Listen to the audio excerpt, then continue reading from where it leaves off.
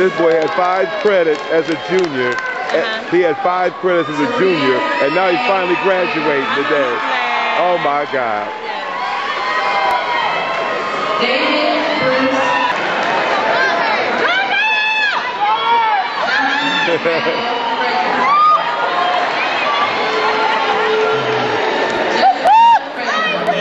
JD!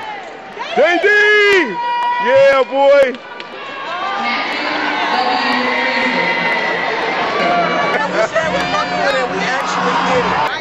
How are you feeling on this moment? I feel blessed to have witnessed. Yes.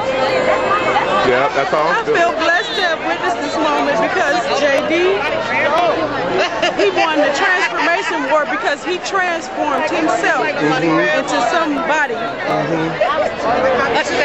Yes, he did. Yes, he did. Yes, he did. You've been there with him, supporting him. You've been there with him, supporting him. Today's y'all's day today.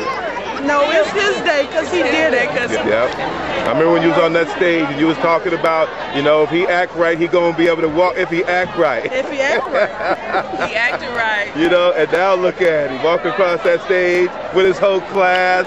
Oh, that's beautiful. With his whole class.